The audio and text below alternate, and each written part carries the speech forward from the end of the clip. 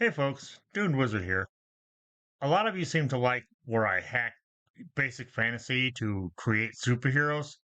So I thought it's been a while since I made one of those videos, so I thought, well, why not? But first I thought I'd give a little bit of history as to why I do it in the first place. And it's kind of an inadvertent story, but rather than just sit there and have you look at me, I thought, well, I'll go ahead and draw this gruesome little guy to kind of tie in because it's relevant. When I'm done with him, he'll be in the Doom Wizard Society if you want to use him for one of your games for illustration. Back around 1982, we were playing kind of a hybrid basic expert meets advanced, which I'm pretty sure we were all doing at that time. And I had this one character in particular that I really liked. He was this assassin. So we were on this adventure, and I uncharacteristically sacrificed myself to save the old man who was a priest that we were sent to rescue. And I died. I looked like a pincushion by the time I got done, as many arrows as they had in me.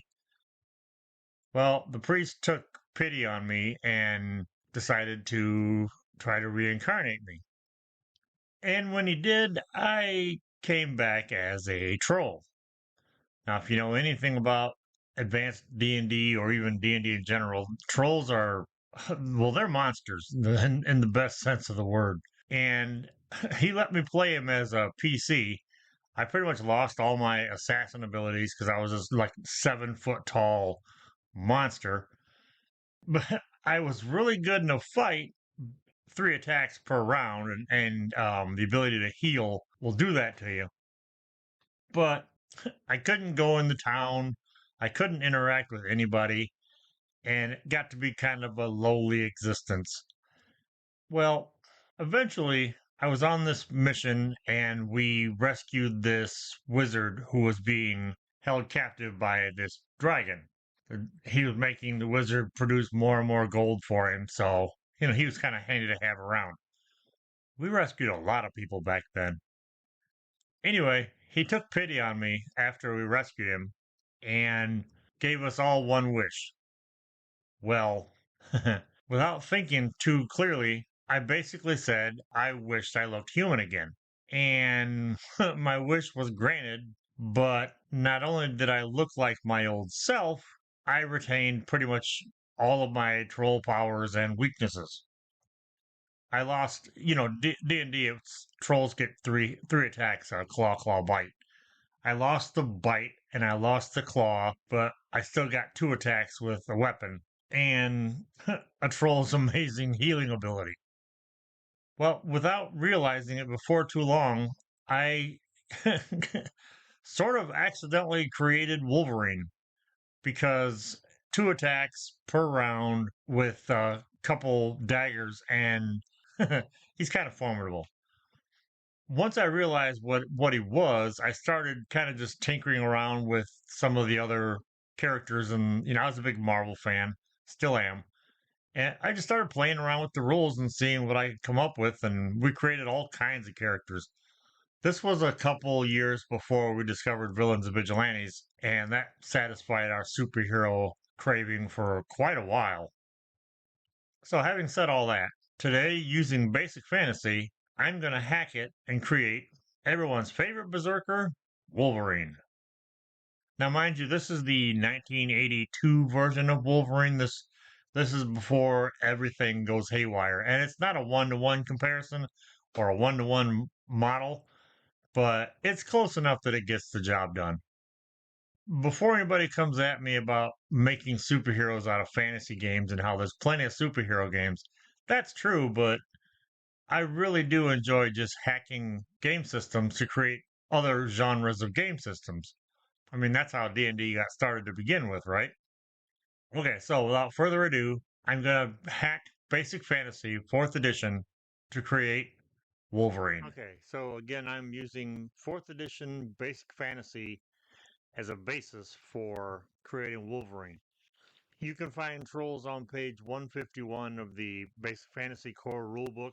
Starting off here, what I did was 1, name, Logan. That's right, just Logan. class. I made him a fighter, but I kind of fudged it a little bit down below.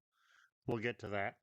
I made him 6th level because trolls have 6 hit die in basic fantasy, and that's of course 32,000 XP. I randomly rolled his hit points and stats. Again, we're not making these characters, you know, as a class or anything. We're just doing this for fun, so you can pretty much do what you want. But in this case, I rolled these.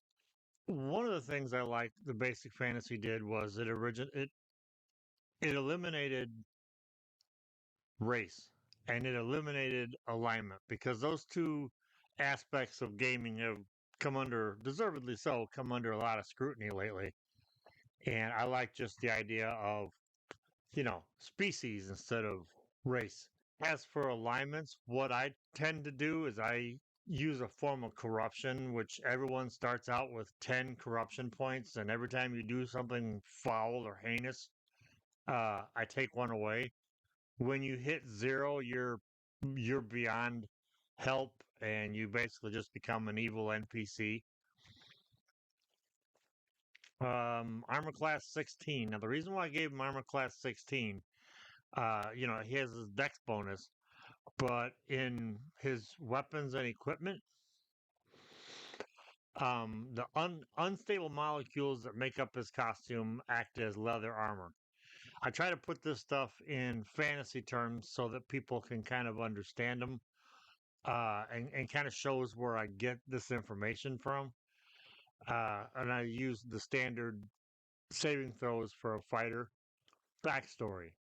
Modern gamers love backstories. So I thought it would be a good idea to put a little bit of a backstory in there. So basically, Wolverine was one of Canada's first superheroes before Professor X recruited him, and he has strong ties with Kitty Pryde.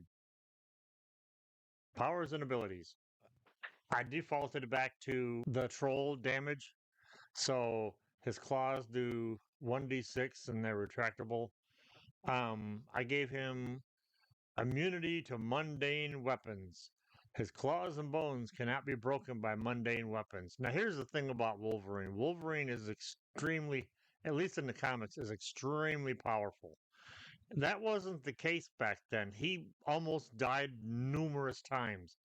So you might think, well, immunity to mundane weapons is kind of an OP thing for a character, but there's a lot of magic in the world, and magic would basically do damage too. Like a Vorpal sword, for instance, will do what a Vorpal sword does to Wolverine in this context. And I gave him the Troll's regeneration, 1 hit point per round after being injured. He has immunity to poison. He's not completely immune to it. He just has a really good bonus towards it. There were times in the comics where he was dang near poisoned to death, and he has to drink a ton of alcohol just to catch a buzz because his body tends to burn it up really fast. So that, for me, that translates easiest into just a bonus for against poison. His heightened senses, his sense of smell, he's only surprised on a 1. You can't sneak up on this guy. There's a 50% move silently, 35% hide, and 60% tracking plus 10 because of his heightened sense of smell. I borrowed those from the Ranger. I also borrowed from the Ranger is their I found this on the Basic Fantasy website or forum. There's uh, a Ranger class that they're working on, I guess. I haven't found the official one yet. But I borrowed their training and made his claws what he trains in. So you can kind of see, 1st to 3rd level, he gets an extra attack and no new damage every round. Then you go down to 7th level, he can do 3 attacks every 2 rounds, and eventually evens out to be 2 attacks every 1 round. So I didn't want to give him the troll's natural ability. I wanted this to be more of like a fighting thing for him. Now his weakness is his berserker rage, which I borrowed from the sort of berserker or whatever it is in D&D. If he gets reduced to half his hit points within one attack, he has to make a saving throw versus paralysis, or go on a mindless frenzy, attacking the nearest creature until it's dead or there's no living thing within 60 feet. Also, sleep and charm spells remove his berserker rage. Well, like the man himself, there's not much more to him. This was a lot of fun. I'm going to go ahead and put this down below if you guys want to give him a try in one of your games, or to throw off your players, or if your players want to play him, why not? I mean, honestly. If you want to see me do more of these, like I'm already working on Nightcrawler and a few others for fun. If you want to see me do more of these, just let me know in the comments. Let me know if there's any characters you've ever converted to Basic Fantasy or D&D or any of the other OSR type games. And don't forget, if you want the troll illustration, head over to the Dune Wizard Society. Hey folks, if you like the channel and you haven't yet, why not do all the YouTube things like, comment, subscribe, and don't forget to hit that little bell icon. And while you're at it, why not head over to the Doomed Wizard Society and be the first wizard on your block to have an official society membership certificate, as well as my one-page RPG Operation Snake Eyes. I'll be adding more exclusive content each month, like one-page dungeons, OSR hack superhero characters, as well as my Kids on Bike style RPG, Strangeville. And if you're looking for some gothic fun, check out the 5e compatible adventure I illustrated, Council of Bones. If 5e is not your thing, it can easily be converted to almost any OSR style system. Links are in the description below. And as always, thanks for watching.